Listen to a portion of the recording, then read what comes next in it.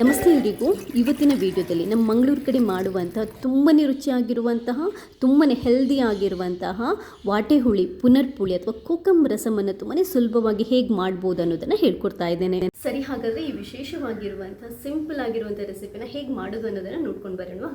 ನೋಡಿ, ಇದಕ್ಕೆ ವಾಟೆ ಹುಳಿ ಪುನರ್ಪುಳಿ ಅಥವಾ ಕೋಕಂ ಸಿಪ್ಪೆ ಅಂತ ಹೇಳ್ತಾರೆ. ಆ್ಯಕ್ಚುಲಾಗಿ ಇದು ನಿಮಗೆ ಮಂಗಳೂರು ಸ್ಟೋರ್ಗಳಲ್ಲಿ ಸಿಗುತ್ತೆ.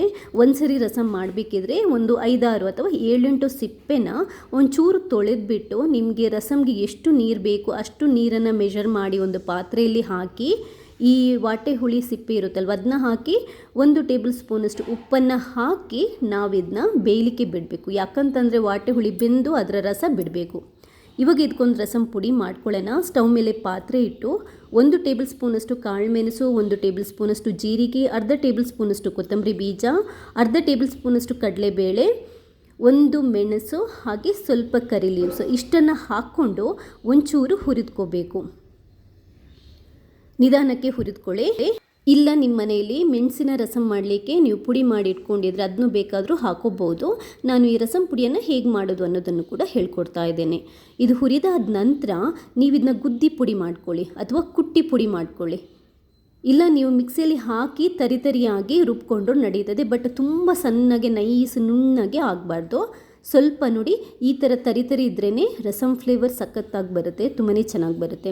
ಇವಾಗ ಇಷ್ಟೊತ್ತಿಗೆ ನಮ್ಮದು ಕೋಕಮ್ ನಾವು ಬೇಯಲಿಕ್ಕೆ ಇಟ್ಟಿದ್ವಲ್ವ ಅದು ನೀಟಾಗಿ ಬೆಂದ್ಬಿಟ್ಟು ರಸ ಬಿಟ್ಟಿರುತ್ತೆ. ಸ್ಟವನ್ನು ಬಂದ್ ಮಾಡಿ ಇದನ್ನ ಸೋಸ್ಬಿಟ್ಟು ಆ ರಸನ ಒಂದು ಪಾತ್ರೆಗೆ ಹಾಕ್ಕೊಳ್ಳಿ. ಈ ವಾಟೆ ಹುಳಿದು ಸಿಪ್ಪೆ ಇದೆಯಲ್ವ ಇನ್ನೊಂದು ಸರಿ ಬೇಕಾದರೂ ಯೂಸ್ ಮಾಡ್ಬೋದು. ಬಿಸಾಡಬೇಕು ಅಂತ ಏನೂ ಇಲ್ಲ, 2 ಸರಿ ನಾವು ಮಾಡ್ಬೋದು ಇದರಲ್ಲಿ. ಇವಾಗ ಸ್ಟವ್ ಮೇಲೆ ರಸಂ ಮಾಡಲಿಕ್ಕೆ ಒಂದು ಪಾತ್ರೆ ಇಟ್ಟು ಚೂರು ಕಾಯಿಸ್ಕೊಂಡು 1-2 ಟೇಬಲ್ ಸ್ಪೂನಷ್ಟು ಕುಕ್ಕಿಂಗ್ ಆಯಿಲನ್ನು ಹಾಕ್ಕೊಳ್ಳಿ.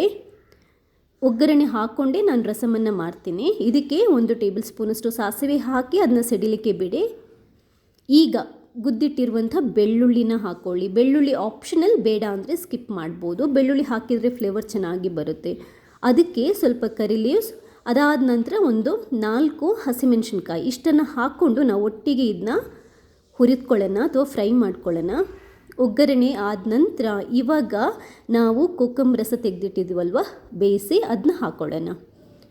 ನೀವು ಮತ್ತೆ ನೀರು ಸೇರಿಸಬೇಕಾಗಿಲ್ಲ. ಒಂದು ವೇಳೆ ಕೋಕಂ ರಸ ನಿಮಗೆ ತೆಗೆದಿಟ್ಟಿರೋದು ತುಂಬ ಕಡಕ್ಕಾಗಿದೆ ಅಂತಂದರೆ ನೀವು ಸ್ವಲ್ಪ ನೀರನ್ನು ಸೇರಿಸ್ಕೋಬೋದು.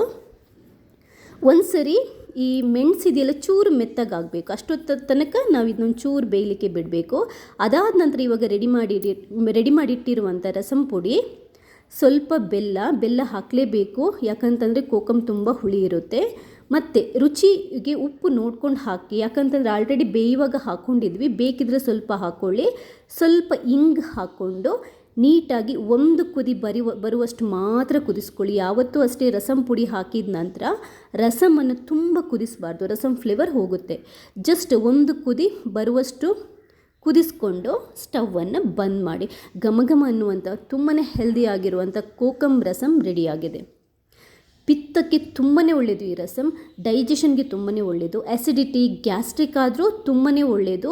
ನಿದ್ರೆ ಪ್ರಾಬ್ಲಮ್ ಇರುತ್ತಲ್ವ, ನಿದ್ದೆ ಬರಲ್ಲ ಅಂತ ಹೇಳ್ತಾರಲ್ವ, ಅಂಥವರು ಈ ರಸಮಲ್ಲಿ ರಾತ್ರಿ ಊಟ ಮಾಡಿ ಮಲ್ಕೊಂಡ್ರೆ ತುಂಬಾ ಚೆನ್ನಾಗಿ ನಿದ್ದೆ ಬರುತ್ತೆ. ಯಾಕಂತಂದರೆ ಪಿತ್ತಕ್ಕೆ ಒಳ್ಳೆಯದಿದು. ಅನ್ನದ ಜೊತೆ ಇದೆಯಲ್ಲ ಅದ್ಭುತ ಕಾಂಬಿನೇಷನ್. ಸ್ವಲ್ಪ ಇದ್ದರೆ ಸಾಕು, ತಟ್ಟೆ ಅನ್ನ ಪೂರ್ತಿ ಖಾಲಿ ಮಾಡ್ಬೋದು. ಬಾಯಿಗೆ ತುಂಬ ಒಳ್ಳೆ ರುಚಿ ಕೊಡುತ್ತೆ. ರೆಸಿಪಿ ಇಷ್ಟ ಆದರೆ ಲೈಕ್ ಮಾಡಿ, ಬೇರೆಯವರಿಗೆ ಶೇರ್ ಮಾಡಿ ಕೂಡ. ಥ್ಯಾಂಕ್ಸ್ ಎಲ್ರಿಗೂ.